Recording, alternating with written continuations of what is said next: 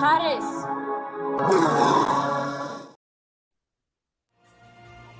What's up, Headless Horde? Welcome back to the channel. It's Thursday. Why are we on Thursday? It's because we're breaking down Ahsoka episodes 1 and 2. Hope you guys enjoyed it. I got some thoughts. Overall, I did enjoy it. If you did not watch Rebels, I'm really curious to see what you think about this, because I feel like if you didn't watch Rebels, I don't know, you might have been a little bit annoyed, maybe because you didn't know the characters. But we're gonna break it all down tonight. I have a guest on tonight, my co-host Ryan Milky. He will be with us shortly. Yeah, man, it's I really enjoyed it. I thought there was some really good stuff in this. I also thought there was some odd decisions made on Dave Filoni's part.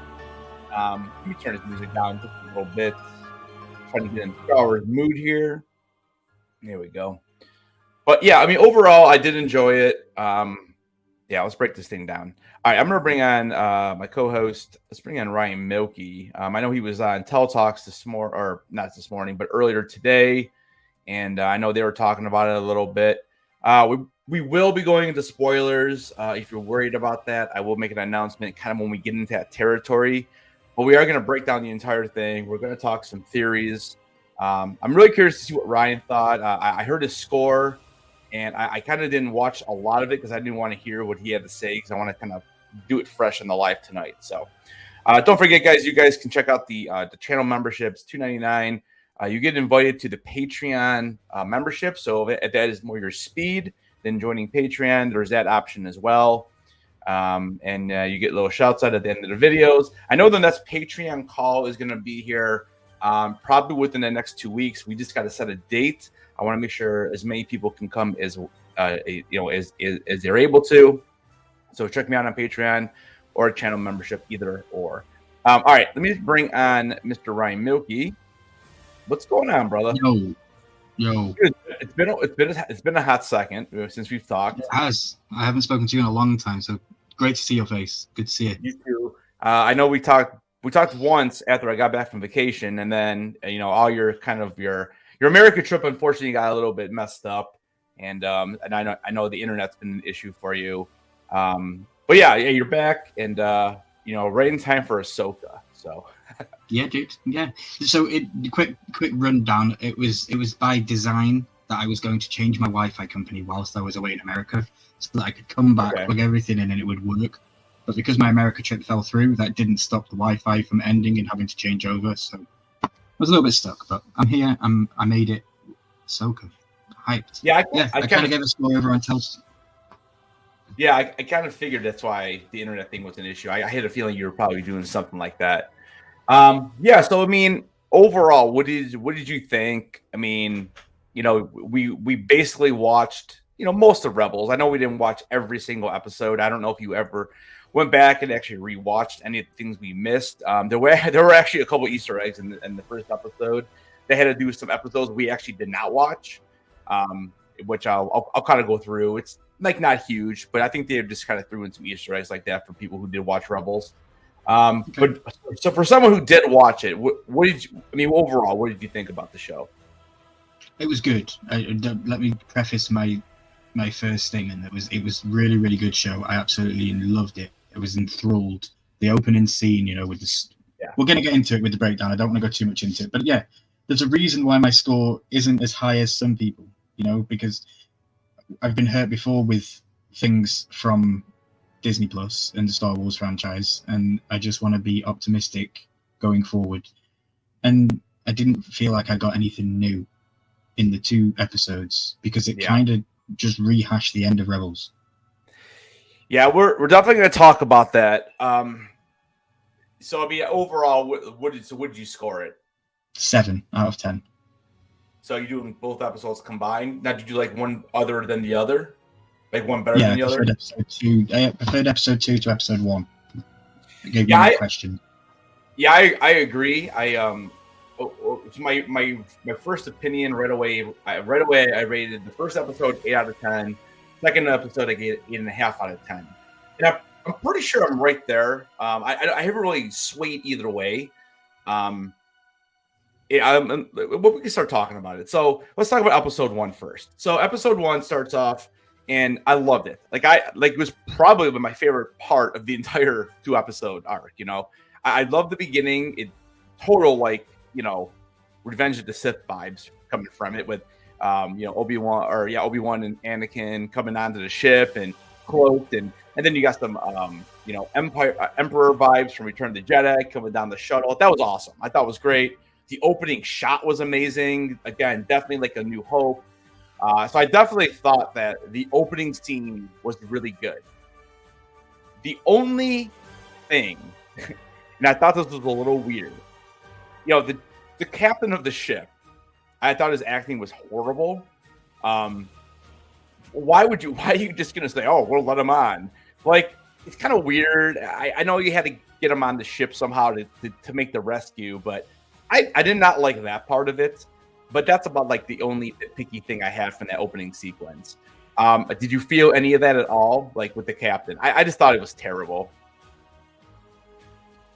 As soon as it panned into the inside of the ship we saw, I got Star Trek vibes, not Star Wars vibes. It was Star Wars vibes with the scrolling text and the space scene, but then as soon as we were inside the ship, it looked too much like we were on the Enterprise, and it felt like Star Trek. So I don't know if that was intended but yeah, it felt a little bit like the main, where the captain sits and he's got his seat and everyone's around him. Oh, okay. I see what you're saying. Yeah, I get that. Yeah, a little Star Trek-y. I got that. I see what you're saying. I just didn't like the character at all. He was so arrogant, and I'm like, why are you letting some random person on your ship after Ahsoka just made this capture? It is weird. I just thought it was weird. You gotta be a little more guarded. There's 8 people on the ship. Yeah, there was 8 people on the ship, it seemed like, and they took them out like that. So, but again, being nitpicky, because I still like the opening sequence overall. So, real quick, let's go back to the scrolling text. What did you think about it? Red lettering, not the regular Star Wars road. I didn't like the choice of color. I didn't like the choice of color.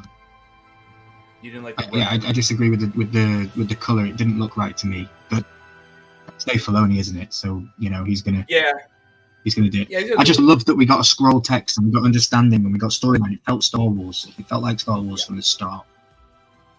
Yeah, I mean, it basically just told the story of Rebels in two short paragraphs. Or not, I don't want to say all Rebels, but basically the last 2 episodes of Rebels for the most part.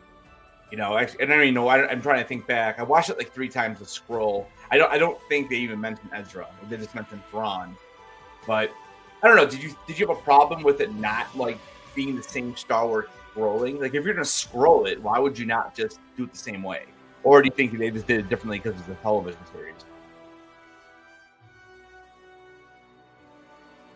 Yeah, I agree. They probably did it differently because it's a television series, or maybe there was some, maybe there's some copyright thing behind it, likeness and all that stuff. Maybe he couldn't do it as that kind of text. I don't know. Yeah, I don't. I mean, they should have had it Star Wars text. Yeah, unless they were just basically talking about or just trying to make sure that you understand it's a television series versus the movie. I don't know. I didn't have a huge problem with it. I saw a lot of negativity with it. It was fine. I didn't need it because I'm a Rebels fan and we watched it, so I already knew where we were. And but I guess for the average fan who maybe did not watch any Rebels, you had to do something going into this, because I mean, Ahsoka kind of pops up in Mando season 2, and again, if you've never even heard of Ahsoka, you're like, wait, who's this? So I guess something had to be done.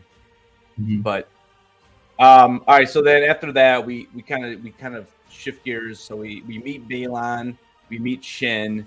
We'll talk more about those characters here in a minute.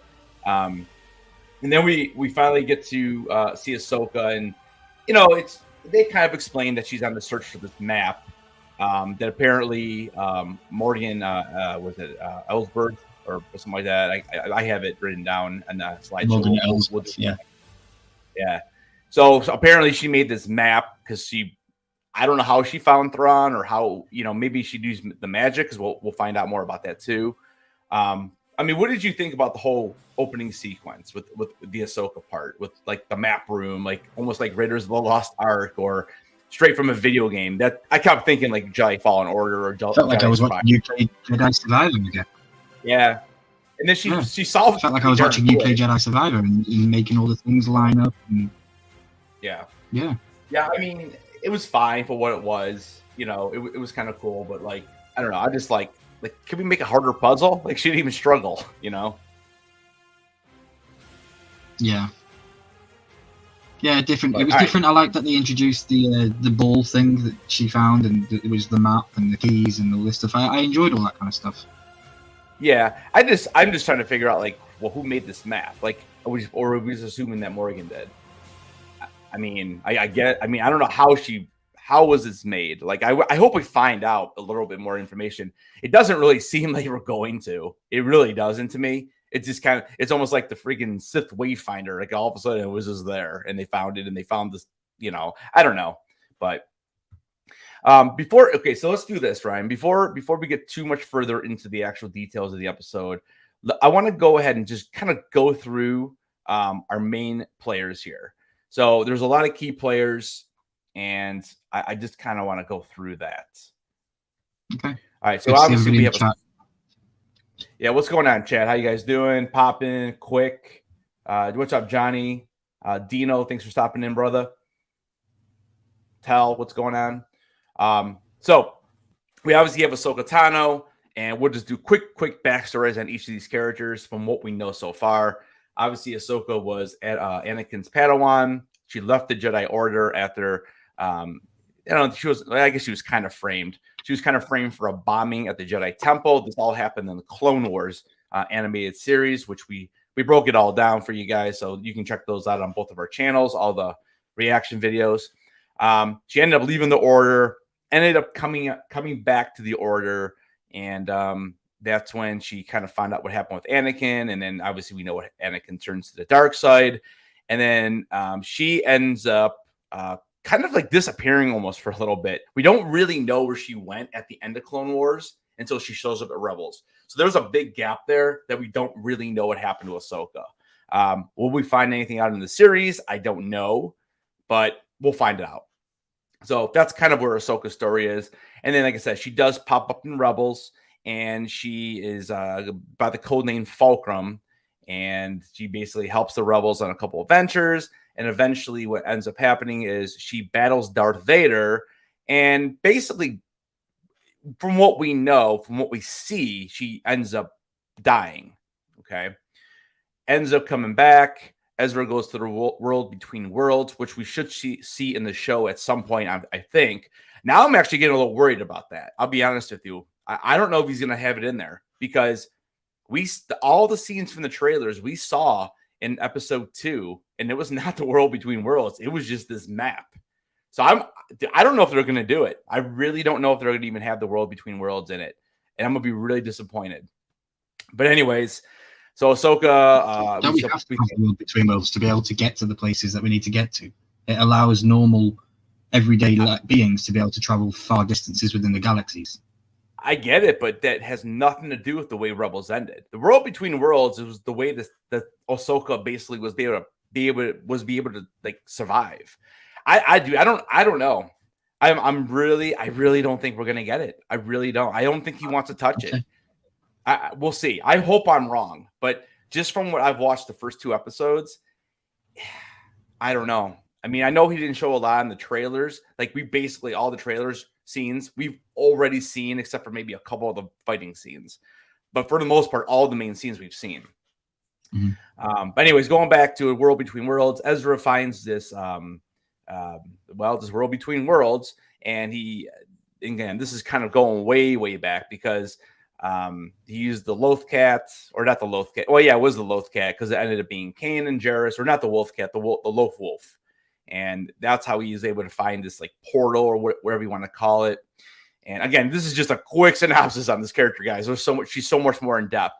But basically, Ezra enters this, sees the vision, or sees the time, I guess, that Ahsoka and Vader are fighting, and he thinks that she probably dies there too. And I think that Dave Filoni has come out and said that she did die. Like I'm pretty sure I've heard him say that. But anyways, Ezra pulls her out of that. Vader has like no clue, and we never actually get to see Vader's reaction to this because all of a sudden he's like, this disappears. So I don't know if it. I mean, I'm assuming it changed time, but maybe it never changed time for him. I don't know. But we're gonna find out this in this episode or in the series. I think for sure he might. I mean, honestly, Ryan, Vader might be shocked that when he sees Ahsoka, maybe in his mind he's like he swiped and he killed her. Because we never really find out anything later in Rebels if Vader actually was like, well, how did she just disappear? You know, we never find anything out about that. Okay. So I don't know. But she ends up getting saved by Ezra.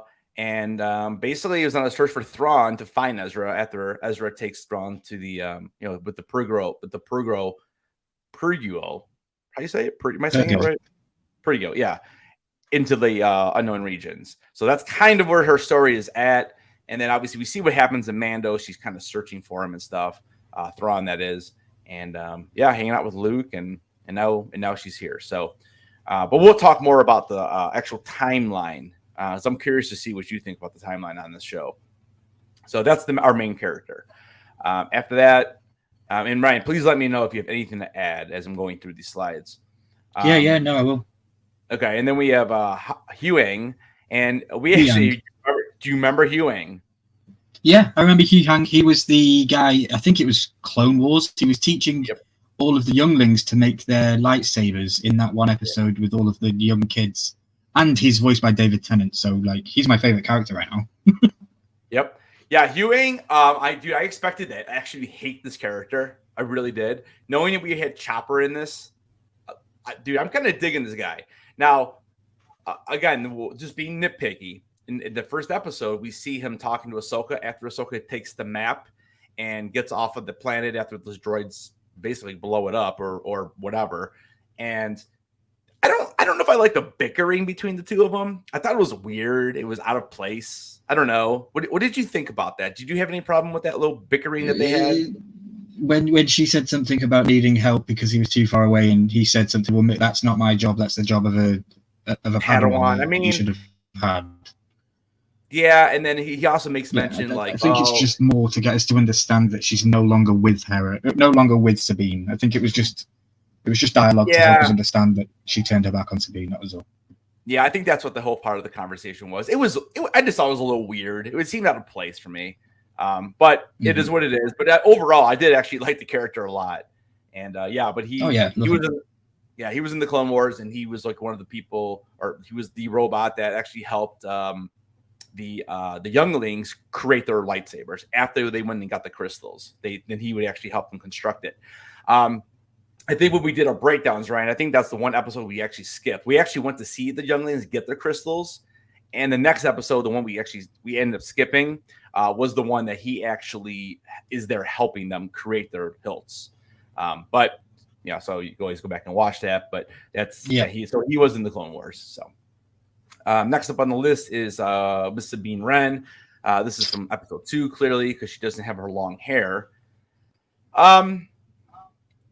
So Sabine is a Mandalorian. So again, I'm just going to try to do quick little recaps in each character. So Sabine in Rebels, she is from Mandalore.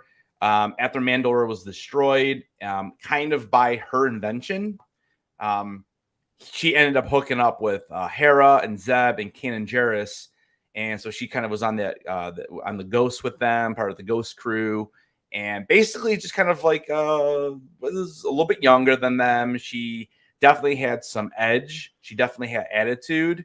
So I would say, Ryan, that the one part of the show in the episode 1 that I was so cringy and I hated it was when she steals the map from Hera and leaves, and then you got this like almost like punk rock music playing.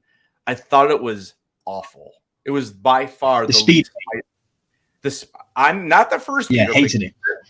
The second time when she's leaving and the rock music's playing, dude, it took me totally out of Star Wars. Hated it. Completely agree. Hated the music. Wrong choice of music completely for that scene. It made me feel it just didn't connect with me at all, and it felt like they rehashed a scene that Ezra did. Ezra did that exact same thing and jumped over the barrier and got away from them all when they were trying to stop him. Like, they literally copied the same thing. That's why I made mentions on Tell Talks Live earlier that I didn't see anything new. You know? But yeah, that's Sabine. I'm not a massive fan of Sabine. Yeah. And I understand what they were doing. They're trying to show a new audience who doesn't know the character that she's kind of a rebel, no pun intended. But she's like a rebel. She's kind of like just she does what she wants to do. She's doesn't follow orders. You know, I understand that part of it. But man, oh man, that music, dude, it just totally took me out of Star Wars. Like, I wish they would have skipped that entire scene. Have her take the map, fine, but then have her come back to Ezra's house or whatever, the tower. Oh man, I did not like it at all. That was honestly, I think I took off away a whole point just because of that scene. I just did not like it at all. But again, being nitpicky, we're breaking it down. We're telling you our opinion, so that's kind of what we're going to do. And when we're done with the slideshow here, I'm going to go ahead and throw up a new poll because I'm really curious to see what the chat thought about the episode overall. So, that's kind of where we are with Sabine, and then we kind of connect the dots. She obviously we see her in Rebels. Kanan Jarrus is training her with a darksaber when she was the leader of Mandalore, and so we see she has skills with the darksaber, and so we do get to see her wield the lightsaber later on in this episode, and we'll get to that. But yeah, that's kind of where Sabine is. You got to mention the loth-cat, dude. Like, I loved it. I thought it was great. I saw this at San Diego Comic-Con. They had a nice one. They had a real big one in like a glass case or whatever. But dude, you gotta love the loth-cat, right? I mean, what did you think about it? Did you think it was too puppety? I almost think it might have been a mixture of CGI and a puppet. I don't know. What did you think? So I noticed, I think it was maybe the second shot, it looked whack. In one scene, it looked way off, but the rest of it, I thought it looked real. I mean, she's talking to it, and she's like, "Oh, you could help me and stuff." I think it was when she bends down and we see the helmet under the desk. Yeah, I think you're right. At that point, it looked a little bit wacky through that scene, but I don't know. The loth-cats are cool, just seeing them in live action makes me want to see a wolf, though. Makes me want to see a wolf.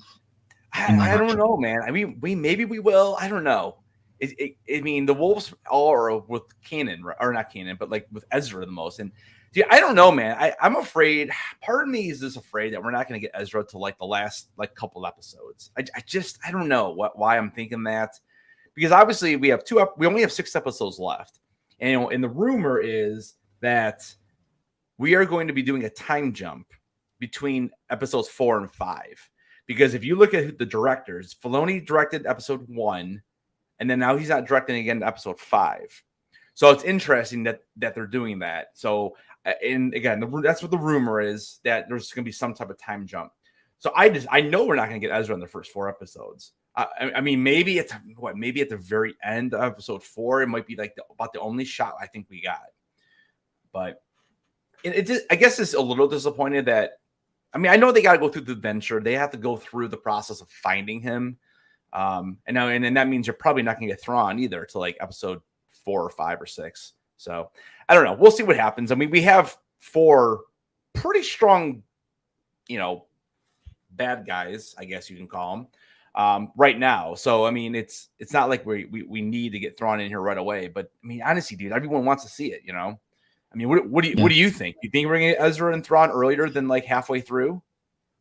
No, not at all. Yeah. I believe it'll be 6, 7, and 8 will be the crescendo to the end, and it'll be this is what Rebels do. They work in arcs. Remember, Rebels did it, and Clone Wars did it, and Dave Filoni has a way of doing these things in arcs. So you'll have 1 and 2 as introductory, 3, 4, and 5 as filler, and then 6, 7, and 8 as the jam. Is what everybody wants to see. I don't think we'll see Ezra. Maybe even if we do see him, it might be the last episode. They might find him on the last episode and makes us come back next season. And that leads us to season 2. Yeah, we'll see what happens. Listen, I don't think we're gonna get we're not gonna get a filler episode. Like, when you say filler, what I think of is like when you think back to Mando season 3, when you go see Lizzo and Jack Black. That is the biggest filler episode of all time. It's horrible. Like, there was almost no reason to do that. It's just a little side mission. I don't think we're gonna get that in Ahsoka. We're not gonna have Ahsoka and Sabine go off in this other little area. I mean, unless it's got to be like to gain knowledge or gain something for the main mission, but they're not going to just go help some other random people, as like a Coley side mission. I don't think we're going to get that in Ahsoka. At least I hope not. So, what you think? Do you think they're going to do like a side mission or something, like on the way or something? Do you? Yeah, they're gonna have to find some sort of a thing to fix this thing and help the other race at the same time to help them to help themselves. I think we're gonna get something like that. I mean, as long as it's leading toward like the same goal. Like, I just don't want like a side like I'm sitting here playing Harry Potter, the Hogwarts Legacy, dude. All I'm doing is side quests. It's ridiculous. I don't think we're gonna get something like that doesn't have to do with the main storyline. Like think of Mando season 3, like the big giant birds that they had to go chase down to get an egg, dude. Like, and then they killed it and cooked it. And then they killed it and cooked it. I think they brought him home his pets. I don't think we're gonna get an episode like that. I really don't. Okay, we'll I see. think we are. All right, we'll see. What's up, Kenneth? How you doing, buddy? See you later, Blaze. There you go. There you go. Somehow Palpatine returned. Dude, he always returns. It's amazing. All right, so when we have General Hera Syndulla. So I don't know if you knew this, Ryan. So she is played by Mary Elizabeth Winstead, and do you know who she's married to? Hello there. There you go. Nice. She is married to Ewan McGregor. So yeah, so I thought that was a nice, like, cool little tidbit there. What do you think about Hera in the first 2 episodes? Absolutely love her. So you all know that I do the Tell Talk show, and Coomsy over there, I think, maybe made a comment once about maybe how she got the job because of who her husband is. Episode 1 and 2 completely wiped away the fact that she's married to Obi-Wan for me. Yep. She stood out. She was Hera. She was amazing. She stood her ground. I like some of the scenes that she was saying when someone was saying, like, oh, that's restricted access. And she's like, nothing's restricted to me. I'm Hera Syndulla. Yeah. Loved it. And I just wish that she'll take the goggles down. Please. I just want the goggles to move. The goggles is what holds her tails or whatever they are. That's what holds them. I love her though. She's fantastic. Very, very good adaptation of Hera. Yeah, I thought I was gonna be annoyed. I'll be honest with you. I didn't like when in the trailers, I didn't love the look of her. To me, it didn't look like Hera, but dude, she killed it. I mean, I think her and Ray Stevenson, I think, stole the show in the first 2 episodes. Don't get me started on Ray Stevenson, dude. I'm so upset about it. I know. Like, on the talk of Hera, where's her child? Yeah, that's interesting. Hopefully we'll find that out. It's interesting that no little scene with it at all. No I don't mention, know. No nothing. Not you're a mother now. Anything, nothing. Yeah, there's something I want to talk about when we actually get into this. I want to talk about it, but I want to kind of keep moving. So we've been on for half an hour and haven't really even broke anything down yet. So welcome to the Ryan Milky and Headless Net Stark stream. Yeah. Really quick, I had to bring Chopper wasn't in it in a ton, but when he was in it, dude, you gotta love it, man. I think it's great. I think he looks perfect. I love he's got those, like, he's making the little muscles after he throws the little tracker on the ship, and I love it. I hope we get a lot more. Like, episode 1, I don't think Chopper was even in it. I don't think we saw him at all. Nope. It was episode 2 we got him, and so I hope that he's still in it. I hope he's not like gonna be like a little side character where he shows up here and there. But I mean, Chopper's awesome. So I want to see the whole crew together, minus obviously Ezra.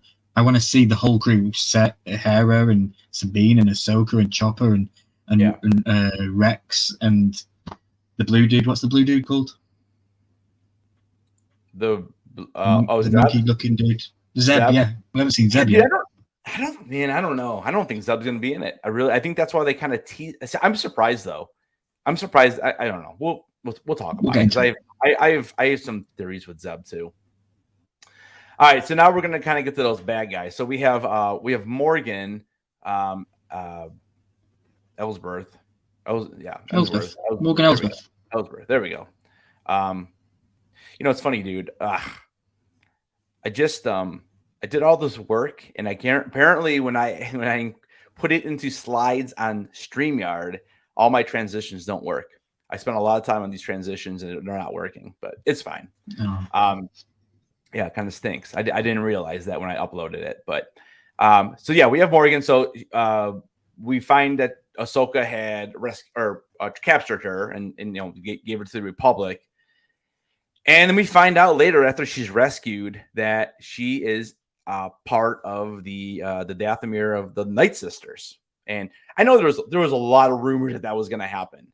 I'm pumped. I love it. I love the fact that they're bringing that magic, because I know we both really enjoyed the Mother Talzin stuff and the Night Sisters and Asajj Ventress and Asajj Oppress and all those guys and Maul coming back. So what did you think? Are you into this with the magic? Oh, dude, absolutely way into it. Like, yes, please give me more. This is why when somebody said to me, should I watch Ahsoka if I haven't seen Rebels? I instantly told them, no, do not watch Ahsoka if you haven't seen Rebels, because it introduces magic into the Star Wars franchise, and that's where you learn about it, and that's going to be in this show. We see it in this show. It was the first time we saw magic in a live action Star Wars thing when she pulled that ball out of that thing. Amazing. But I'm a little bit miffed because I think she said that she was the last surviving member of the Night Sisters. But yeah, but Think is alive. But Ventress is still alive. As far as we know, yes. And it was odd that she said that. I agree with you 100%. I thought that was because I want Ventress back. I would love Ventress in live action. Yeah, and we're gonna get the Ventress here in a minute. I'm gonna switch this over to this because I think it's gonna look better. Okay, there we go. All right, so we talked about her. All right, so then we have who probably I think is the best character right now, is the most at least one of the two or three. We have Baylan Skoll. So we found out that he is a former Jedi, and he was around during Order 66, ended up escaping. He's around the same age as Anakin as well. Yep, sounds like he's around the same age. I mean, I would put him at about 60 maybe. So he might be a few years actually older than Anakin would have been. 55, 60 years old is where I would have him. I'm not sure how old Ray Stevenson was when he passed away, but it stinks. I mean, he's such a great actor. I mean, my gosh. I mean, what do you? Tell me what you think. Dude, I was listening to this. I've watched this episode, by the way, 3 times. I watched all of these 2 episodes 3 times, and you all know that I absolutely love Game of Thrones, and that's the key thing in my heart. I listen to this man's voice, and I wish he was in Game of Thrones. Yeah. The way he speaks, he's so regal. He's so very regal and fantastic. And it's just so bad that he's no longer here. Yeah, I'm really curious to see what's going to happen with this character at the end of the series. I have theories. We'll get into them. Yeah, we could talk about the theories. But yeah, he's great. And then we have Shin Hati. I think she's fantastic. I think she did a great job for not really having too many lines in this first episode. I liked the duel. I thought she was very fluent with the lightsaber in the fight with Sabine. I liked her even more in episode 2.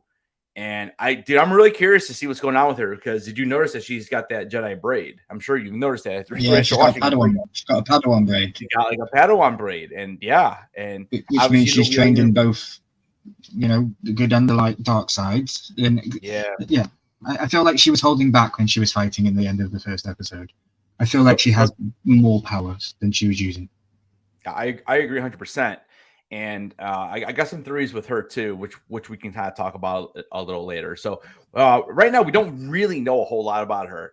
We know that she is the Padawan of Baylan, and I mean that's kind of where it ends. So, but I definitely have theories with her. So, but I thought she was a great character. I saw people complaining that they called the episode Master and Apprentice and they didn't show Anakin. I think that it was more meant for Shin Hati and Baylan. That was the Master and the Apprentice, and that's what we got there. Yep, I agree 100%. All right, then we have the Inquisitor, who has not really said a word. I think he made a noise in episode 2. We have Merrick. So it's interesting. Obviously, he's got the Inquisitor lightsaber. We're all assuming he's an Inquisitor. Nobody really knows who he is. I definitely have some theories, which we're going to go over here in a moment, because I want to make sure that we cover these. And I'm curious to see what you think about this. Fighting skill was good. It's always interesting to me when we first meet an Inquisitor, they never can light both sides of the lightsaber right away. They always have to fight with one blade, and then we get the big shock value when it goes over. But it's just funny because I think a lot of people thought that in Obi-Wan Kenobi that Reva was so terrible, but people like this character. But again, this guy doesn't even have to say anything, and he just uses his actions and just his fighting skill, and it's just, dude, I don't know what they did with Reva. But I mean, I like him. I think he's going to end up being an important character. I hope he's going to be an important character.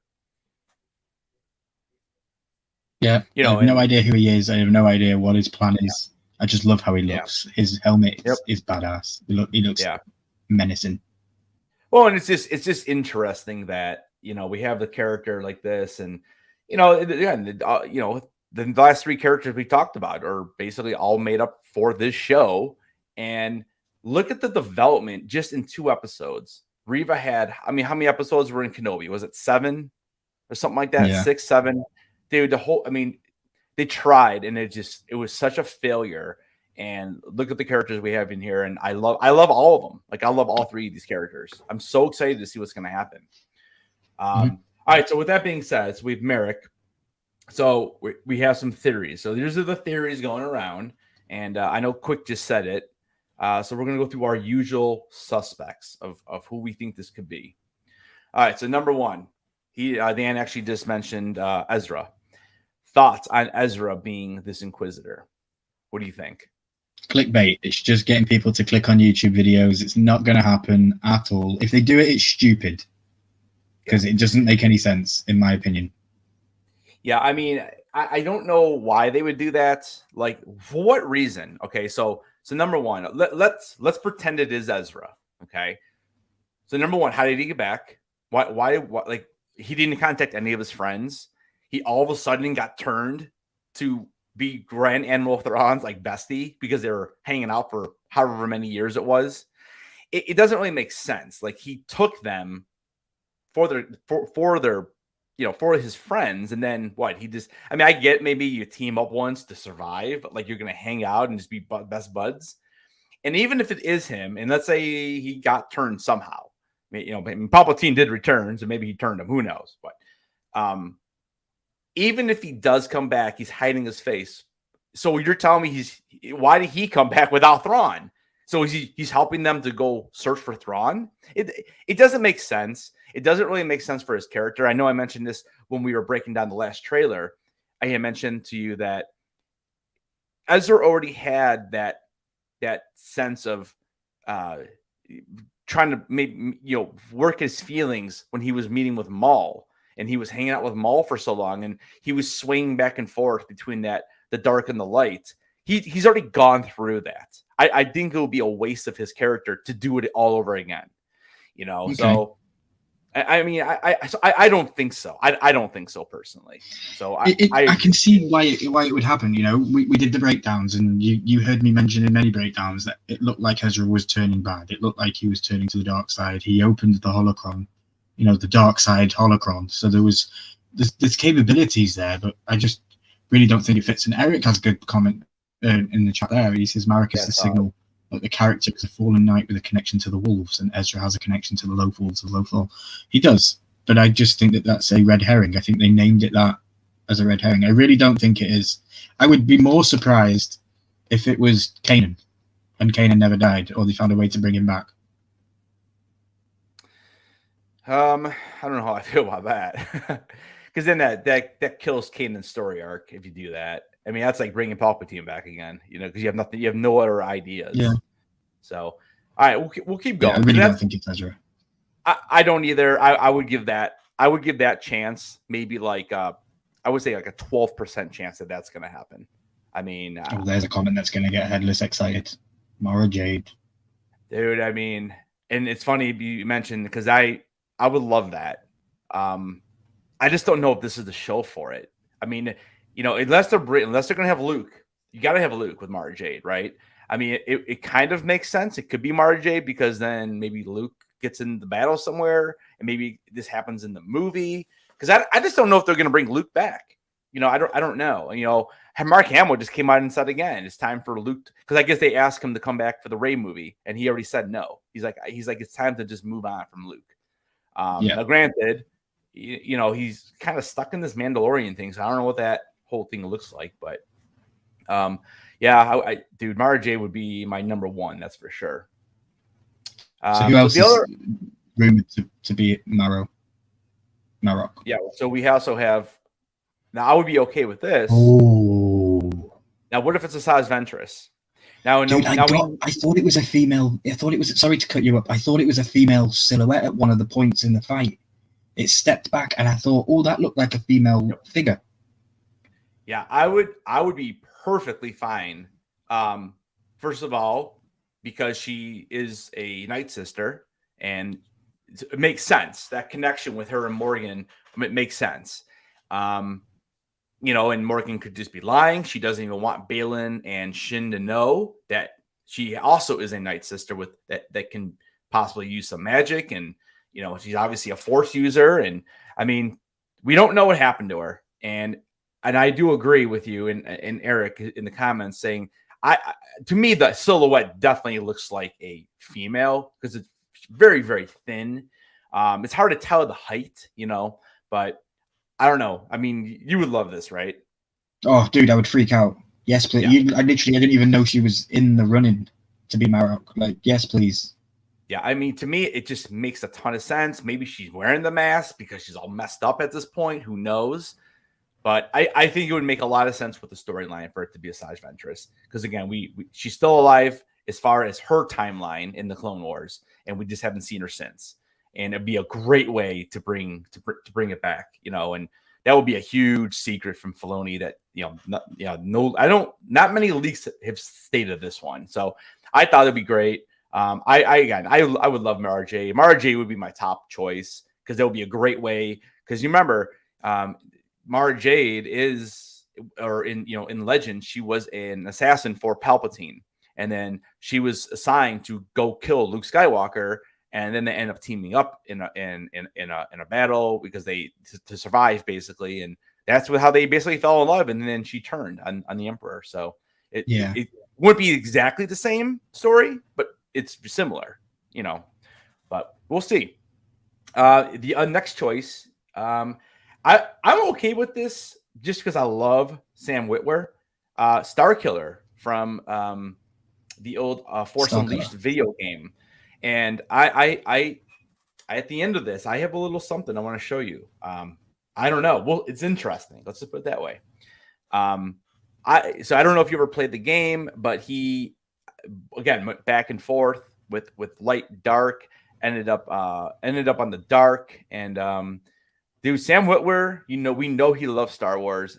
I think he'd be willing to take any role. His face is obviously painted when he was voicing. I don't even know if it was I don't know if he was acting though as Darth Maul in Solo. I think the actor was actually different. I think it was just his voice. So he could definitely play another character.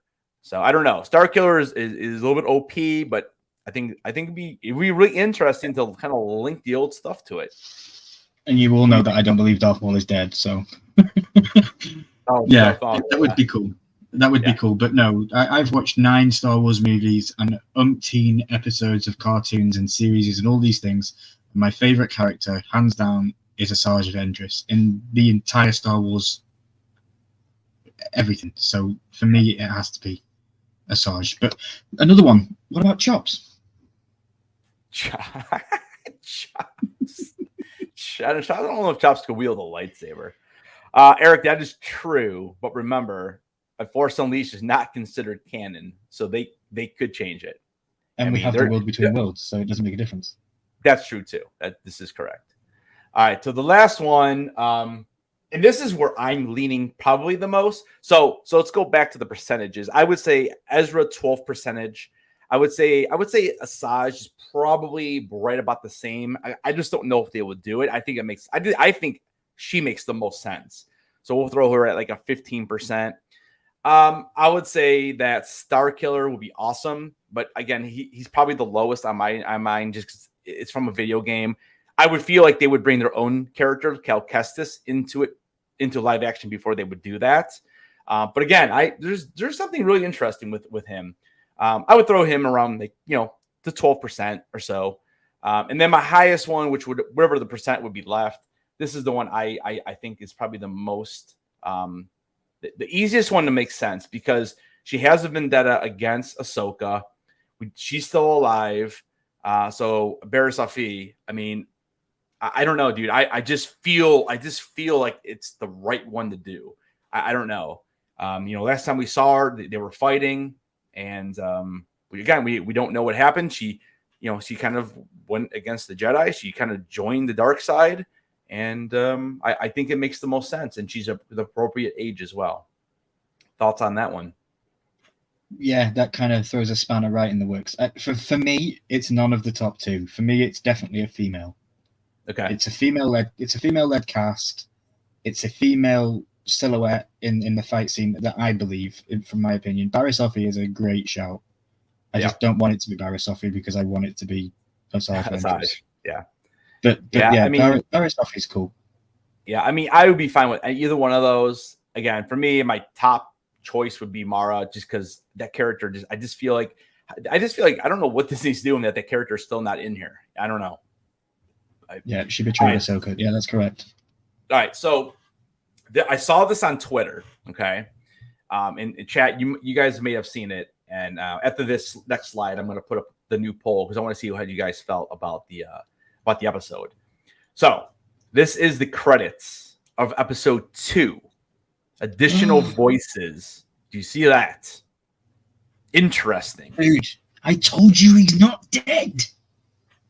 Dude, I don't know, dude. I don't know. I mean, remember, he doesn't have to play Maul though, because he doesn't. Yeah, he does.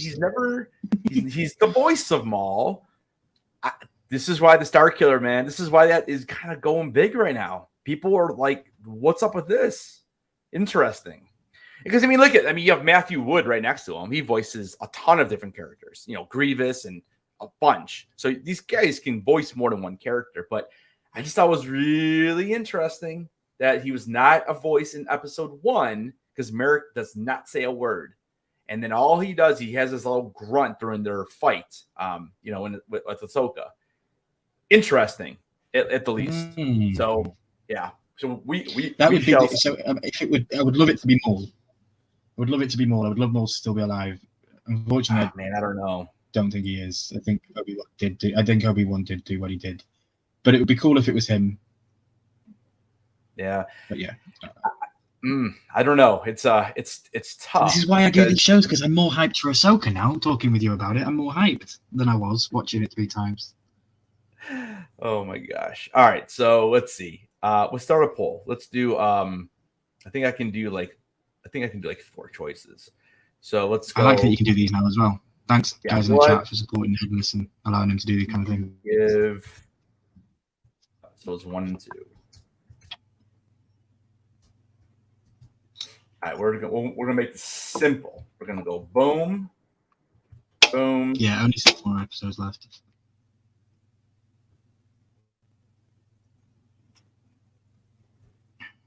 All right, we're not gonna be negative. You can't give the show an F, so we're gonna do that right there. All right, so go ahead and vote in the poll. I'm really curious to see what you guys think. I think it sounds like Ryan. You said 7 out of 10. So you're in that average C right now. Then, if we calculate those points, is that where you would be sitting, or would you up it more to like a C plus, B minus? What do you think? B minus. There's room for improvement. I just didn't feel like I got anything new, and I watched Rebels, so Yeah, I give it a solid I would give it like a solid 86.5%, like borderline B plus. So let's talk about why. So we talked a little bit about episode 1.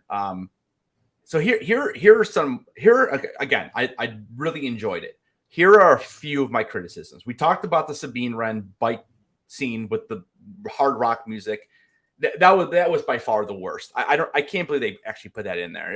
It took me out of Star Wars. The music was just not good. Yeah, so you can vote A, B, C, or D. So basically, like an A, like think of a grade level grading. So an A, a B. So A is excellent, B is above average, C is average, and then D is below average. So think of it that I way. gave it a B. I scored it as a B. Yeah. Yep. Yeah. So think of sorry, I should have been a little more clear on that. So we have 11 votes right now. Oh yeah, that's actually the other poll. Let me pull it up. Yeah, so we have 3 votes right now. So 2 people have it at a B, 1 person has it at a C. So yeah, so I'll leave it up there for a while so you guys can vote. The other thing is, I know we're going to talk about this. We might as well talk about it now. What did you think about Sabine getting stabbed? Because I know it was going to come up. Thoughts? We've now seen this 4 times. Poor Qui-Gon Jinn. Right? Poor Qui-Gon Jinn rolling around in his grave. Like, come on. Yeah, Reva survived. Are they not fatal weapons anymore? Yeah, and that's the other thing too, dude, is like when they did that with the Grand Inquisitor and Kenobi, it was so dumb. Like, we all know he's not dead. Like, it was so dumb. Like, we already knew he wasn't dead because he was in Rebels. Like, we know how the Grand Inquisitor dies. He doesn't die from Reva. It was really, really Palpatine dumb. I literally stabs people and they die. That's all he does. He spins around in that film, and he stabs them and they die to the ground. That's exactly the same thing as was done with Sabine and was done to what's her name?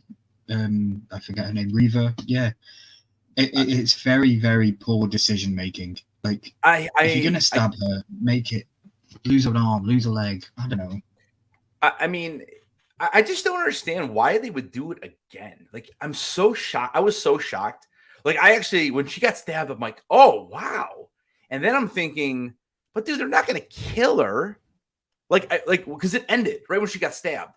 And I was like, okay. I liked it. And I'm like, wait a minute. They're not going to kill Sabine in the first episode. Like, there's no chance. She didn't even cut her hair yet. And I was like, oh, why did they do that again?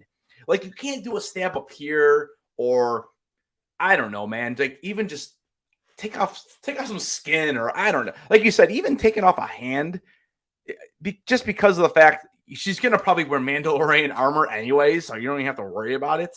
I don't know, man.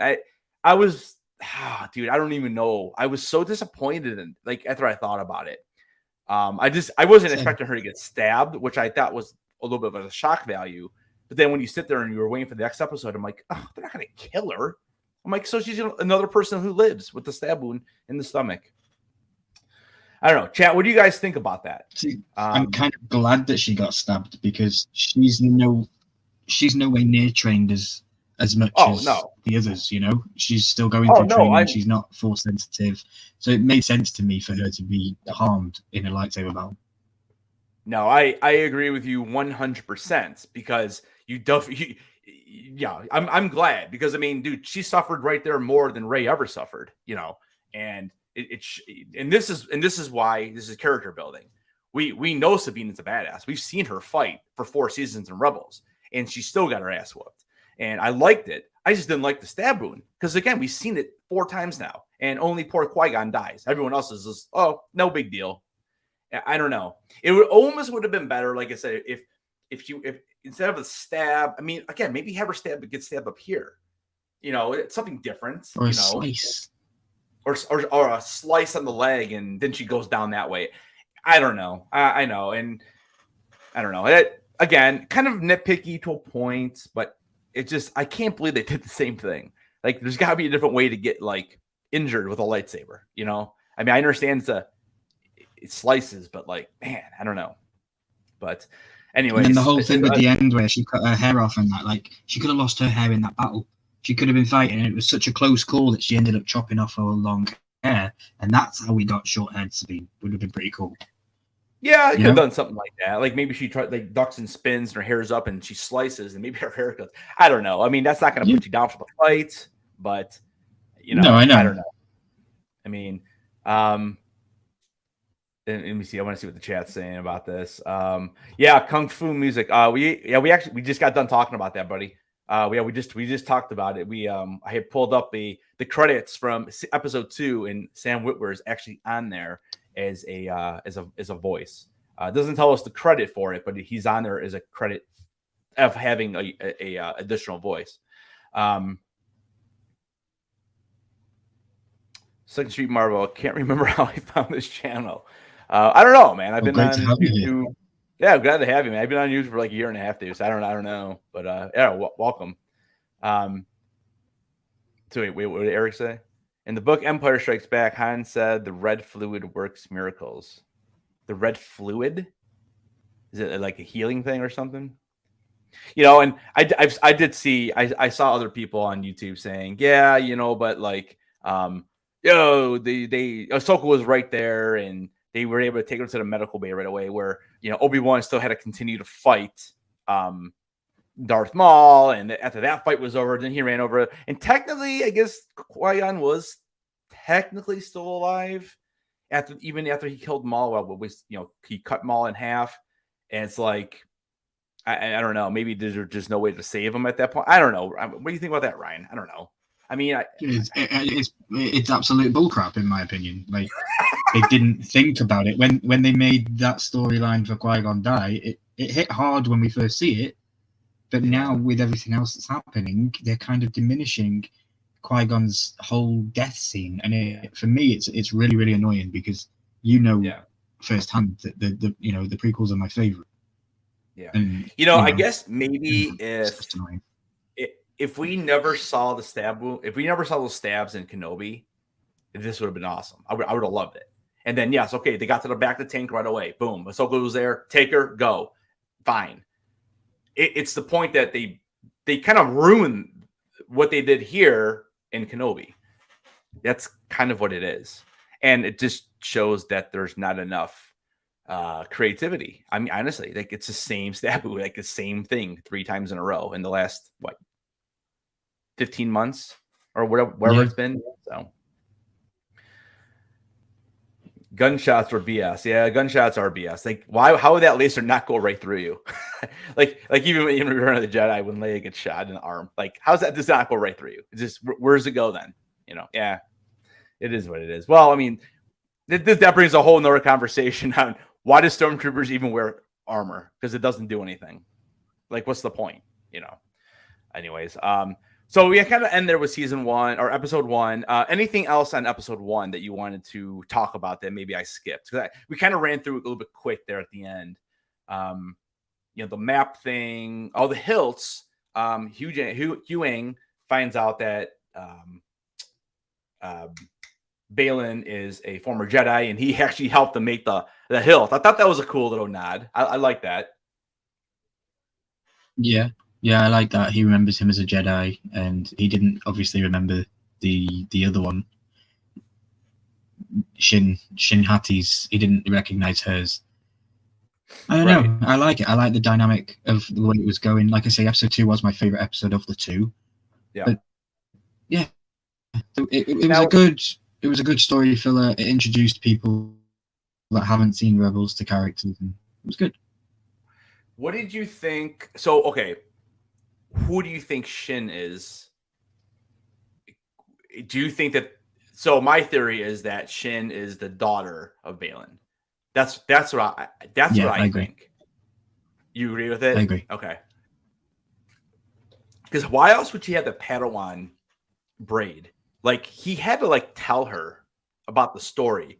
Do you think in the end? Do you think those two are going to be redeemed? Do you think they're going to flip? Yes. Both of them? I don't know if they're both going. No, I don't know if they're both going to flip. I think, unfortunately, and I don't want to say this, but I do think that by the end of this season we will lose Baylan. I think I don't know how in this show. Yeah, I don't know how you can't lose him at this point. I don't know if it was ever planned. I don't know if they had to go back and use CGI to do this. I don't know if it's just, I don't know. I mean, I wish I knew what the original plan was. Like, if it's the original plan is for him to die, then it is to die. But it's really just, oh man, it hurts because he's so good. He's so good in this. Yeah, I think he's going to die saving Ahsoka. I think he's going to die saving Ahsoka. He had that line, didn't he? It'd be a shame to kill Ahsoka. She's the last remaining Jedi, known Jedi, and although she's not really a Jedi, she's a former Jedi, as the scroll says. And even in the very first episode, in the very beginning, when he rescues Morgan, you know, she's like, "Oh, so you kept your promise," or whatever she says to him, and he goes, basically saying, "I'll basically do anything for money." Like, it's almost like, you know, that line right there. I was like, okay, there's something's gonna happen toward the end with this guy. So yeah, rest in peace, Rip. And I also want to say, a bit off topic, but rest in peace, Bray Wyatt. While we're on the subject of honoring people who have passed away, Bray Wyatt, the WWE wrestler, he passed away today. So yeah, I saw that. Very, very, very, very sad news. Only very young, and yeah, the guy was. You're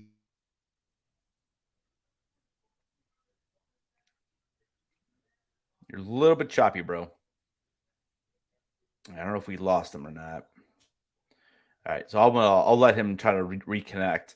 But yeah, dude, these wrestlers, man, it's just like, it's amazing how many wrestlers have gone in the last like year. I mean, really, think about how many people have died. It's crazy.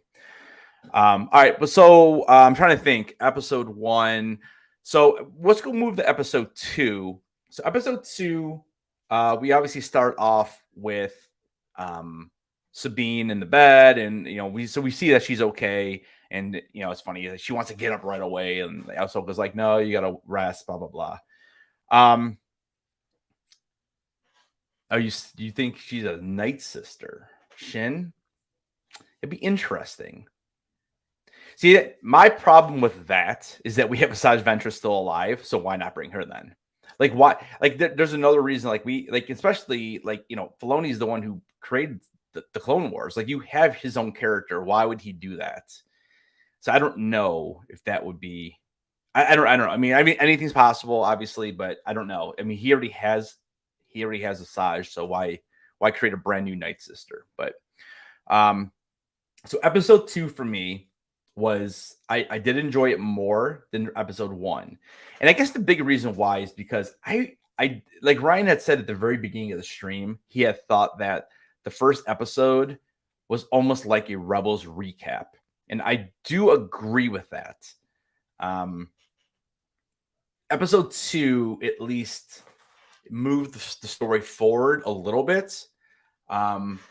But again, it's interesting that they decided to do 2 episodes on this. I don't know if they wanted the shock value with Sabine getting stabbed, and that's why they decided to cut that there. I almost think that there was some parts in episode 1 they could have cut and just make this one episode and give us another episode of just new stuff. Because I do think that this was a very, very long way, like a long episode is, you know, it's a 2 together way to kind of reintroduce all these characters. And I get you have to do something for people who have never watched Rebels. Like, I understand that. But man, it was a little bit tedious to watch it, just because it was cool to see the characters live action, but it just was long. And I think I've seen a lot of the negativity just because of that. And again, I do understand the point that if you are going to do a new show like this with these new characters, you can't assume people have all watched cartoons, right? Even though if you have watched the cartoon, you know it does not act like a cartoon. Now, granted, there are episodes that do, you know, still made for kids for the most part. But I don't know. It was a little dragged on for me as far as the first 2 episodes. I wish there could have been a way to make it one where we got a whole brand new episode. Chad, I don't know what you guys think. Do you think that at the end of episode 2, you know, after everything goes through, you know, and Sabine decides that she's going to help, and she wants to, you know, and then she cuts her hair, she gets her armor, all that. You know, basically it's just showing what Sabine's going to do and join Ahsoka. And then obviously they do the tracking beacon thing, which when Ryan comes back, we'll talk a little bit more about that. But I'm really curious to see what you guys think. the way I took the end of that episode when she's up at that mural and she's touching Ezra. If you kind of go back and watch Rebels, it's the same scene. The only difference is that Ahsoka is not dressed in white and doesn't have a staff. She, it's basically the same. So my feeling on this is that episodes 1 and 2 is after Ezra takes away Thrawn with the Purgra, whatever it is. I can never say that word, but then I feel like the episodes 1 and 2 happen, and then what happens at the end of Rebels, it's like we just saw it again. It just kind of rehashed what happened. Because I mean, again, if you go scene by scene with Rebels final episode and at the end, and then episode 2, it's basically the same thing. So I don't know. I mean, I don't know if you guys thought that same thing or not. I'm curious to see what Ryan says. Sorry about that. Yeah, okay. New Wi-Fi, so everything's. Yep. No worries, man. Setting everything up. I really do apologize.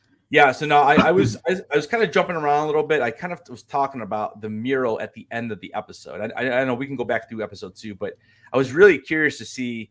The way I watched this, I thought episodes 1 and 2 were in between when Ezra and Thrawn went, and then we had episodes 1 and 2, and then basically we saw the end of Rebels in Ahsoka again. So that happened before the end of Rebels. So we were kind of going back in time a little bit from what we've already seen in the timeline. Did you get any of that? Yeah. Because when she goes up and touches the mural and she's got her short hair, she's got all her armor on again. Ahsoka, the only thing that's different is that Ahsoka's not dressed in white and doesn't have like that staff. That's the only thing he changed.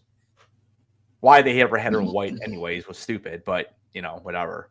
I think it was just for shock value, honestly, for in the cartoon. But yeah, I mean, I feel like episodes 1 and 2 basically cut everybody up, and now we're still at the end of Rebels where we actually ended. Yeah, which gives statement to my stuff that I've been saying where I didn't get anything new. It literally felt like they just rehashed Rebels into live action. That's why I'm more excited for next week and why my score is a little bit lower than other people might think it is, because there's room for improvement. Next week, I want to be blown away and be saying this is a 9.5 out of 10 or a 10 out of 10. Yeah. I mean, and I was just saying, I understand you have to do something for new viewers who've never watched the animated series. You have to do it. And I was just saying, I wish they could have done this in one episode. I don't know how, like, I don't know. There's some stuff in episode 1 you could have cut. Maybe squeeze some of episode 2 in there. There's definitely some like that little bickering between the droid and Ahsoka. I know we're talking a few seconds, but like that, the speeder bike thing, even the first speeder bike thing, I thought was a little bit dragged on. Why? Like again, I understand they're just trying to show Sabine will do what she wants to do, but they kind of did quite a bit of that. I don't know. It was maybe a little bit too much, but I don't know. Again, just kind of being nitpicky a little bit, but I agree, Ryan. Yeah. I think that next week is going to be really good because we're moving forward in the timeline. Like I just felt like we backed it up a little bit to kind of see how, so obviously in between Ezra and Thrawn leaving that we don't see in Rebels, we see Sabine kind of telling the story about Return of the Jedi. So obviously between all of that, Ahsoka was already already looking for the map. She had already trained her a little bit, and then they kind of had their fight, whatever, and then at the end of Rebels, when Sabine is at the mural and turns around, all this had already happened. So it is kind of cool to get that little bit of piece and stuff that we never really got to know about, but like you said, it's a lot of rehash, with some new stuff, which was fine, but, and then they had to introduce the villains, which you obviously have to do. And, so my question to you then is, now that we're kind of on this, because I figured you'd be on the same page with me here.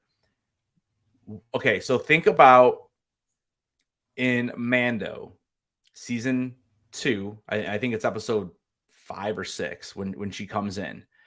So she goes and fights Morgan. How far then? So is that, because remember what Filoni said in Book of Boba Fett, it's 2 years of the training with Grogu. Or no, wait. No, wait, am I saying that wrong? It's 2 years? No, because Grogu goes back to Mando and Boba Fett. So yeah, he said it was a 2-year gap. Yeah, 2 years. So where do we put this compared to that? If we're talking, this is 2 years. I'm assuming like when Morgan's captured. For me, I thought this sat straight after episode 6. Right after episode 6. I thought this was in the time zone of just after episode 6. Okay. But I've heard that this could also be in the Mandalorian timeline and stuff like that, and Mando could be in this, and I'm like, it better not be. Doesn't fit for me. Yeah. So okay, that makes sense. So it goes. So if we think about it in a timeline, it would go Ezra and Thrawn go to the outer region or the unknown, unknown region, and then Purgo Paradise, I like to call it. Purgo Paradise. Then we kind of have Sabine kind of going back to Lothal. They kind of all separate. Hera goes into she becomes a general, obviously. We have Rogue One, we have A New Hope, all the way through Empire, and then all the way through Return of the Jedi. They win the war. And during that time, because remember what they said. Remember, because we saw Ryder in episode 1, and he was trying to like have Sabine come on and say a few words. And she's like, that's a couple years after the fact. Now we're not talking Return of the Jedi there, though. We're talking the whole Thrawn thing, right? See, that's what, I'm a little confused in the timeline, dude, because it seems like he's like a few years ago. They don't say a number. He says a few years ago, and she had already trained with Ahsoka. But to me, that's like, dude, if we're talking a few years ago, you're talking like, really, it's like 8 years ago, maybe even 9 years ago. Because at this point, like when we see Mando and stuff, that's like 5 years. 2 years of Grogu, 1 year of Mando season 3. It's 8 or 9 years. So why are they celebrating at 9 years? 7 years since the liberation of Lothal. There you go. So you're telling me they're celebrating 7 years, like a few years. Like to me, a few years is 2 or 3. It was confusing because I watched that little scene a couple times because I'm trying to get the timeline. So I was curious to see what you thought about that. Because Sabine didn't fight in the war. I might have to make a video on this. Maybe this will be my video on Sunday because it's just a little bit confusing. I don't know why they had to use the few. Like maybe you used the word many years ago, and this is like the celebration of that. I don't know. For me, I got stuck on that few, and maybe I'm just, I'm a Star Wars geek, so I just am going too much, but yeah, I mean, Josh, I get it. It's an annual celebration like Empire Day. Yeah, I get it, but like, so 7, 8 years later, they're still doing that. Like, I mean, I guess they could, but I don't know. I guess it's that word few is what kind of got it for me. But if we ignore the word few, then I guess it makes sense that I heard theories say that. He said it was a 28 to 30 years from Order 66, but I'm just trying to get the timeline down because it's a little bit scrunched a little bit there because we're not quite sure how long Sabine trained. We're still not really sure why she quit. I mean, that could be a conversation down the road that we get because I don't think they said anything, did they? Flashbacks. Yeah. And I don't know, man. Do you still think we're gonna get flashbacks? I don't know if we are. I'm starting the way this was structured. I feel like we're gonna get Anakin as a Force ghost. I don't know. Okay. We only have 6 episodes left. I don't know at this point if we've already gone back in time for the first 2 episodes. Trying to fill people in basically to get where we were at the end of Star Wars Rebels. Do you think it's weird? Do you think it's weird they did that?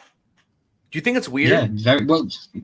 It's weird and not weird because not everybody has seen Rebels, and a lot fewer people have seen Rebels than have seen the Star Wars building up to this. So I get it completely that they have to introduce characters and new people, but at the same time, they also introduced storylines and concepts that if you haven't seen Rebels, you're confused.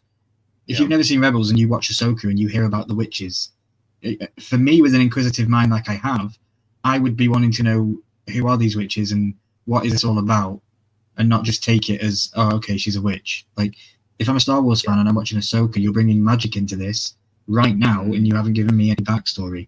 Rebels is that backstory.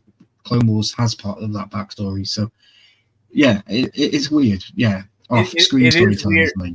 It is weird that they did spend so much time on the dynamics of the relationship that they were arguing and they whatever, Ahsoka and Sabine. And you're right. They literally say, oh, no, I'm like the last Night Sister. What's up? And that's all you literally get on that. Like, not even a mention of Mother Talzin, nothing. Yeah, I mean, again, I know we still have 6 episodes and we might, but like, because like okay, so I watched it with my wife, and my neighbor came over. He came over with his wife, and he had just finished watching Rebels that day. Like he binged the rest of it, and his wife never watched it at all. And it's interesting, as I talked to him, he did not like it, and I think it's a lot because of what you said. It's because he already knew all that. Like, why did I have to watch the same thing I literally just watched?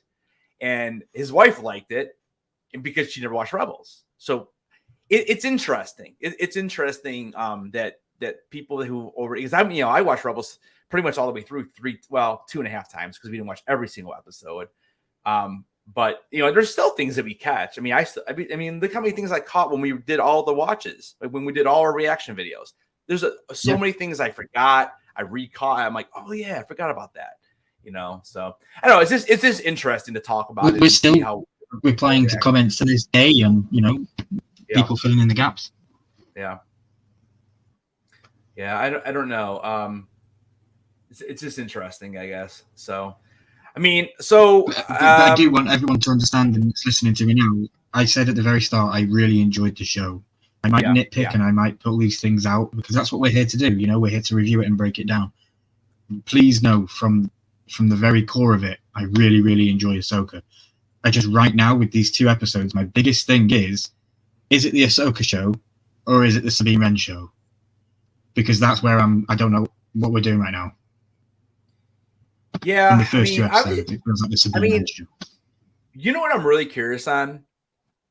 How much is Hera going to be in it the rest of the show? I need it to be flying the ship. I need Chopper to be in it. I need the whole gang to be in the ship. Because, first of all, we haven't even seen Ghost. We saw Phantom 2 in episode 2. We haven't even seen the ship Ghost, which stinks. Now, they're making a HasLab project out of this. I'm assuming it's going to be in the show. Why would you develop that? But again, they developed the Razor Crest, which I got sitting up there, and they blew it up. Basically, after they charged our credit cards, they blew it up. Ridiculous, And who knows? We'll ever get the Razor Crest again? Probably not, I guess, at this point. But it is really interesting, though. Zeb. We can talk about Zeb for a few minutes. I don't feel like we do need more story of Sabine, in my opinion. No, I think I don't think we need more Sabine. And I know one thing we talk. I mean, we're kind of jumping all over the place here, but with Sabine, I do not feel like she's force sensitive. I just feel like she was training her to be a swordsman with a lightsaber. Like, do you get any vibe at all that she is force sensitive and she's going to be able to use the force down the road? Yeah, I don't get any of that, and I hope that's the way they keep it because I don't need her to just magically have the force because she was a good fighter in Rebels as it is, and I liked her with the darksaber and her using all her gear and different items and weapons and all that stuff, and her in her all, what do they call it, like the gadgets or whatever you want to call it, and I like that when she defeated Kanan like that, with all that stuff. And so I really hope they don't give her the force. I don't know how she could. I mean, honestly, even during that fight, like you said, unless Shin was literally just not going balls to the wall with her, like, how do you not just use the force and push her? I mean, knowing that she can't do that. And then if they're going to give her the Force, why do we have Grogu? Because he's going to be the next Mandalorian Jedi, not Sabine. Yeah. Sabine's a Mandalorian. Interesting. Josh says that he thinks Sabine will be killed. I don't think so. I could see that. Foreshadow it in episode 1 and finish it in episode 7 or 8, 6, whatever it is. I could see that. I don't know. Is that really how her story ends? Like, what like right now, what is her story, Sabine? So think about her story through She's Rebels. turned to Force jump and tumbled. She's just an anarchist. She doesn't believe in rules. She likes to do her own thing. She likes to work with the gadgets and gizmos. And somebody commented earlier, how is there nail polish in space? You got to remember, Sabine was always one for graffiti and stuff. She had access to paints and all that kind of stuff. So her having different hair color and her finger paint, that's all added canon for me because she always had that access to that kind of stuff. But yeah, I just don't know. I really don't want it to be the Sabine Wren show. That's my biggest issue with it. Well, I'll be honest with you, dude. Like coming into this, I kind of assumed it was going to be Rebel season 5. I really did. I did. I just did. I'm just going to be curious now to see what happens moving forward. Is Hera even going to be part with them, or was Hera just like kind of in the first 2 episodes, and then we'll kind of check in with her in the last episode? I'll be really curious to see what's going to happen. Because I do think Hera, like I said, I thought Hera and Baylan were probably the 2 strongest characters in the first 2 episodes, and I really do like Shin. I like Shin too. You know, what did you think about Rosario as Ahsoka compared to in Mando? Like I loved her in Mando. She's fine in this. A little too jokey for me though. I mean, I feel like in Rebels, Ahsoka never joked around. Like she was definitely more mature in Rebels than she was in Clone Wars. In Clone Wars, she always joked around. I don't know. What did you think about Rosario? Yeah, kind of agree. She was a little bit quick-witted with the lines, especially with Hu Yang. Yeah, I could see that a little bit. She doesn't seem to be. She doesn't seem to be grounded within herself. She still, for me, it still feels like Ahsoka's finding who she is. Yeah, I still don't think she knows who she is and what her purpose is. You know, and like everybody says, people say that we only care about Ahsoka because she was Anakin's Padawan. Would we even care about Ahsoka if she wasn't trained by Anakin? Yeah. You know, that's also another good question. Yeah. So on the poll, we have, if you haven't voted in the poll, vote in the poll really quick. It's up on the top there.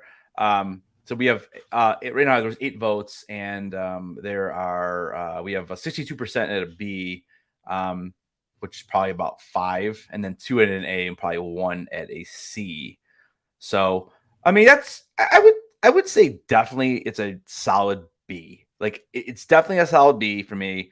And I think it's got the potential though to get up to an A, because I guess I just wish that they didn't spend 2 full episodes on stuff that I already knew. And I mean, I totally understand why, you know, because again, you have to do that for new viewers who didn't watch it. But I don't know, anything else about episode 2 that you want to talk about before we kind of, because it's been like an hour and a half. Anything else before we kind of go into our predictions? Yeah, no, I'm pretty much good. Okay. Yeah, I mean, I'm reading the chat, and I'm reading the chat, and I totally, and you guys are right on the same page. Like, with the dialogue, with this, the dialogue was a little strange for me, honestly. The bickering between her and the droid, I don't know why that bothered me so much. It didn't seem, I don't know, it just seemed weird. It just, I don't know.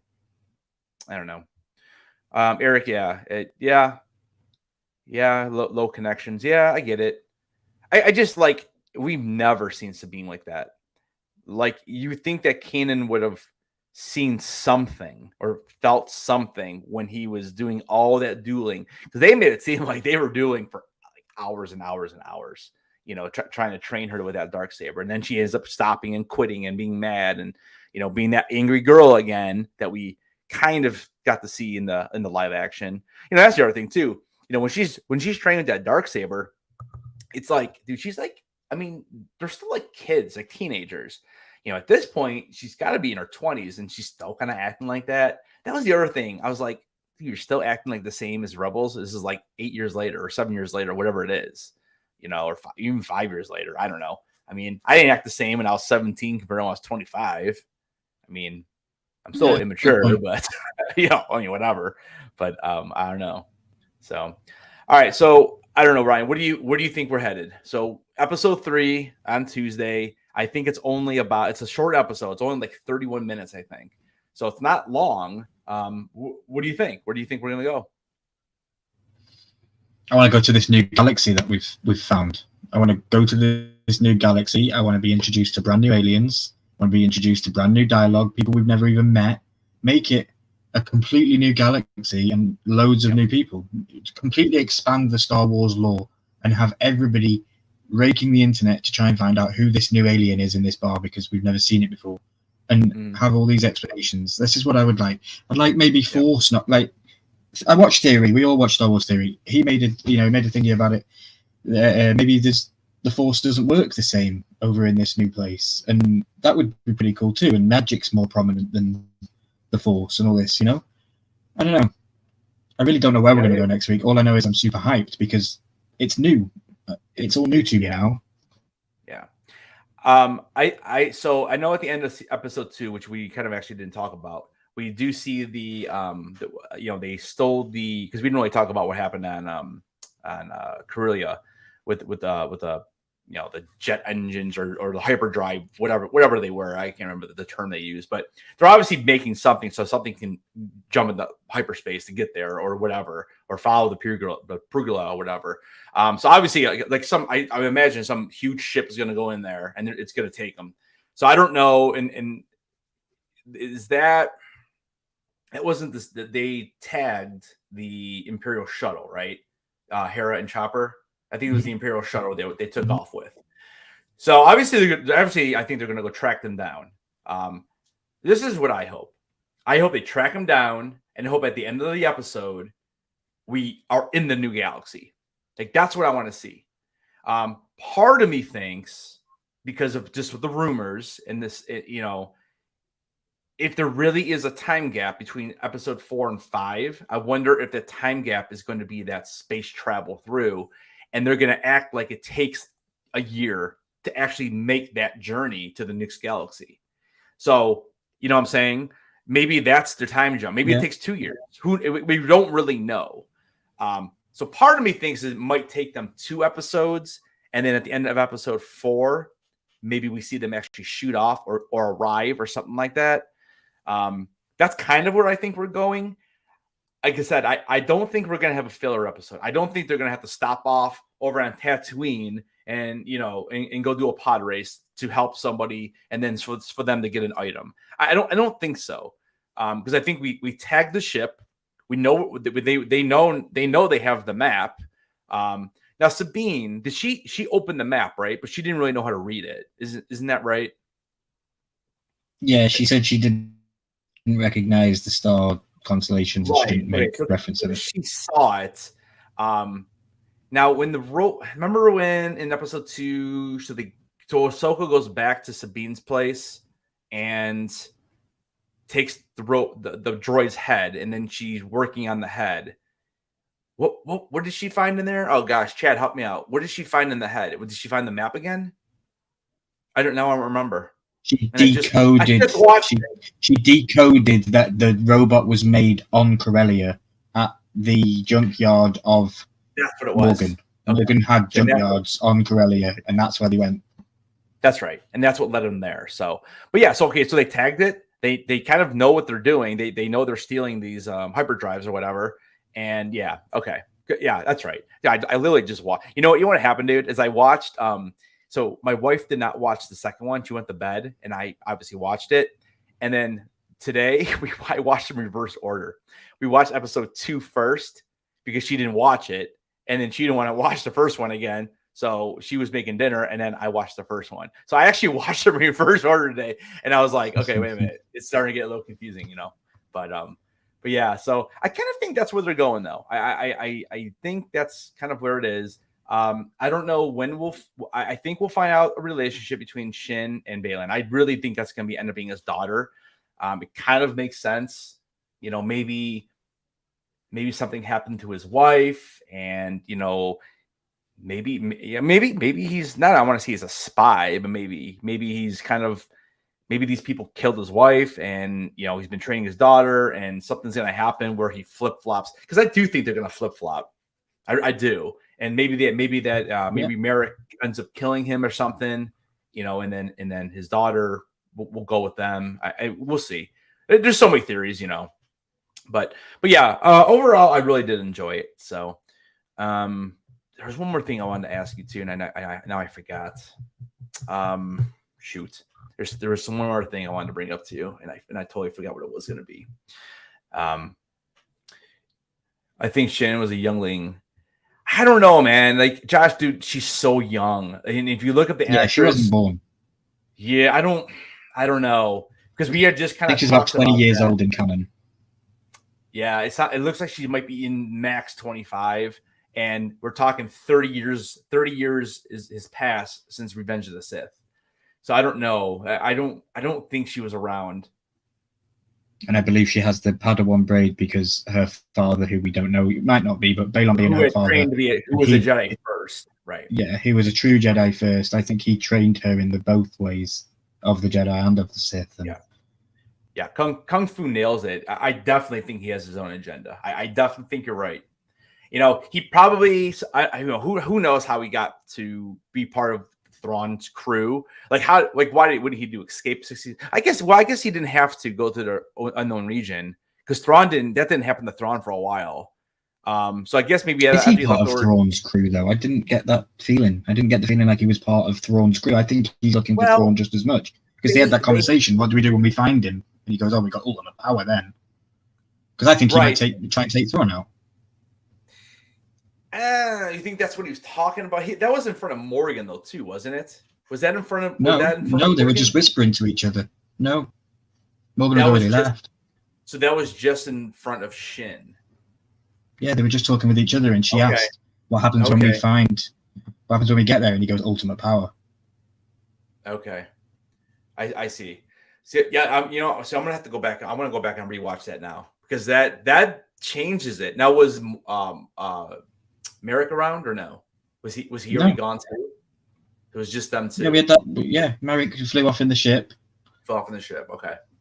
Interesting. That's a good catch. I didn't catch that. It was only them two. So maybe that's what he said. But he has to know of Thrawn, and obviously he knows Morgan, who hired him? I would imagine. I don't know. If Thrawn's been gone, who hired Balon to go get Morgan? If Thrawn's gone. And you know what I'm saying? So who actually hired him? Because he said he got paid. Palpatine. Palpatine. Somehow Palpatine returned like usual, I don't know how I don't have that meme lock and loaded for these lives, Yeah. But if you read the books, he definitely comes off as a dark Jedi, not a Sith, not a Jedi, but as once trained Jedi out of their own reasons. Okay. Mm-hmm. Yeah, that's one thing I need to do one day is start reading literature for Star Wars because it's been heavy visual stuff for me right now. Eli, I don't know who that is, you guys. Yeah, it also depends though what book, Josh, because remember so many of those books are not technically canon, so they can do whatever they want, but you hope that they will follow some of it. Yeah. Yeah, he's got a huge collection of Star Wars books. Nice. But I don't know, man. Anything else? I know there was something else I want to ask you on the live, and I just am drawing a blank on it. Don't worry about it. I'm sure it'll come back at some point. If not this week, you can get it for next time. No, I'm super excited. So when are they dropping? Is it every Tuesday? So Tuesdays at 9 p.m. Eastern. Yeah. So that for you, that's it's a horseman time. Time. Yeah. It's 2 a.m. for you. Yeah. It's 2 a.m. It's exactly when I go live. Yeah. Yeah. So it's hard for you to. Yeah. That's why. I think that's why you messaged me the other day, and it was the morning, and you're like, "I'm gonna watch it now because we had to go." Yeah, I watched it at 4 a.m. straight after the Horseman. I watched it at 4 a.m. Okay. Yeah. Because 4 a.m. for you is 11 p.m. for me, so I had just finished it. Yeah. I mean, that's why we're doing these lives on Thursday because it gives you a couple days. You have a chance to watch it a couple times. More people in the chat that way, because we've had a pretty good chat today. There's been about 13 to 15 people most of the night. I know Anthony said he did, as I messaged him earlier, he didn't get a chance to watch it, so he left. So hopefully 2 days is enough for everyone. Yeah, Eric Saw Gerrera, sorry to cut you off. Eric Saw Gerrera is dead. He died in, was it Solo? He died in Rogue One. Yeah, so he's already Rogue dead. One, yeah. Yeah. What do you think to the? I know this is way off what we were talking about. What do you think to the self-destruct robot? The robots that self-destructed and blew up that whole thing. I think that was one of the things I wanted to talk to you about. I didn't like it because why did you not just do that to begin with? If you're going to do that, why not just do it in the first place? I know they needed the key from her, but yeah, I thought that was stupid. I really did. Like self-destruct, and she's running. And I'm like, they just wipe out the planet with these robot heads? And like, why did you not do that while she's actually in the cave? I don't know. I mean, I know I get maybe it was just a last minute thing because they didn't get the map from her, but like, I don't know. I thought that was weird that they blew up that much.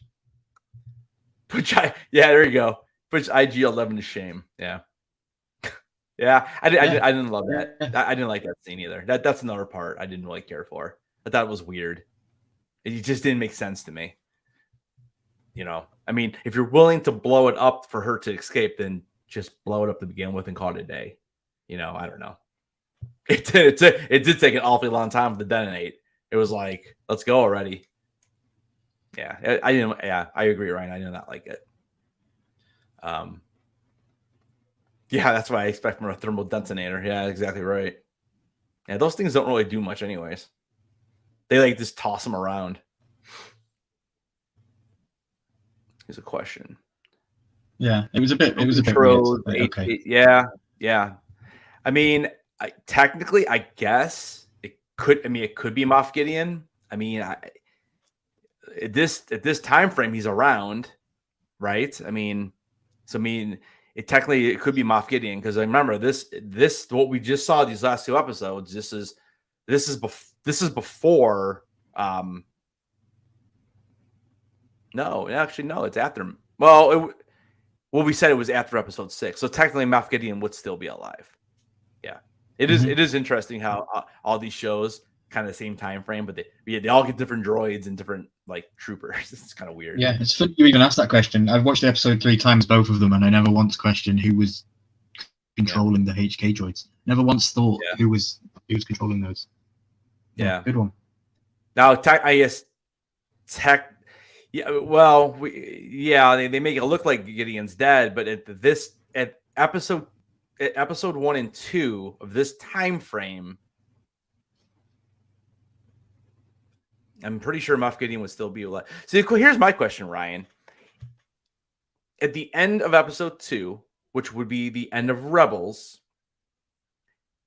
did Ahsoka already go with Luke? Did she already meet Luke and meet Grogu? Well, she had to have met Grogu because she already captured Morgan. So she already knew about.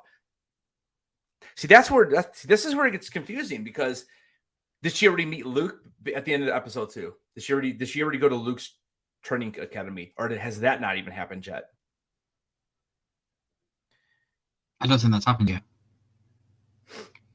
In the storyline that they were telling us, she was training her for a couple of years, and then she decided not to train her anymore. She turned her back on her like she did Anakin, and now she's come back. Now she's come back to try and find Ezra with this map and not cause a war. So you don't think she's met Luke yet? So you don't think she's met Luke? So she meets Luke while she's now with Sabine. She takes a break. I don't know. Good point. I don't know. Now I'm thinking like, you know what I need to do? I need to go back and watch the final scene of Rebels when Sabine is talking and trying to explain how long it's been, because I know she goes through all those scenarios. It's tough to piece it together. I'm gonna write this out and I'm gonna make a video on Sunday, because since I'm not going live on Sundays, it takes place after Mando season 2. What'd you say? Online, Josh is letting us know in the chat. Online says that this Ahsoka show takes place after Mando season 2. Okay, so after When does season she 2. meet Luke? Is that season 3? So the next, okay, Is it so that's between fine. them? So the next question is it when does Book of Boba Fett, which is supposedly two years later, I guess, right? Because they said when Grogu goes back to Mando, and that happens in Book of Boba Fett. Yeah, it happens in Book of Boba Fett. Yeah. That's 2 years after the end of season 2 when Luke takes them. So where does episode 2 of Ahsoka fit into that time gap? Good question.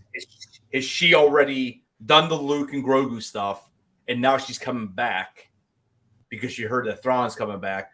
Although she already heard that Thrawn was coming back 2 years previous when she went to go get Morgan after to begin with.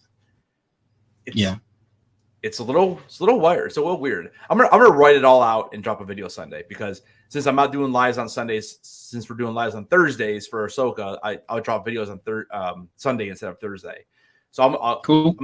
I'm gonna think about this one, because I now want to do some research. Yeah, and Joshua, if you find out, please let us know. Come back next week and let us know in the chat what you find out, all that kind of stuff. Everybody in the chat, not just Josh, everybody here. You know, if you get information, feel free to come let us know and share it with us. All right, so we have total of 11 votes. We have 27% have an A, 64%, which is a B, and then 9% C. So it's probably some like 1, 6, and 4 or something like that.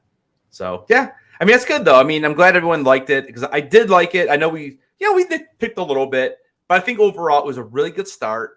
I think episode 3 is going to be really good. Even though it's short, I think we're going to get some good stuff. Yeah. So Eric says online, the events of Ahsoka and The Mandalorian season 3 run concurrently, with Ahsoka's absence from the effort to reclaim Mandalore. So they're running at the same time. So that would mean that she already has done the Luke and Grogu thing. So she's already. So maybe she did that after she took the break from Sabine. Yeah. See now, and now that if that's right, which just sounds right, but now I want a conversation between Ahsoka and Luke. I want her talking about that she had a Padawan, and maybe Luke instilling some knowledge into her about trying to go back to Sabine, and maybe that's it's something, I don't know, to link it all together. That would be cool. But I don't know. Do you think we're gonna get Luke in here? I don't think we're gonna get Luke, dude. I really don't. I don't think we're getting Luke, unfortunately. No. Yeah. No.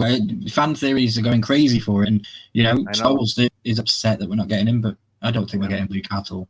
Not at all. I mean, chat. What do you guys more chance think? of getting Mandalorian than we have Luke.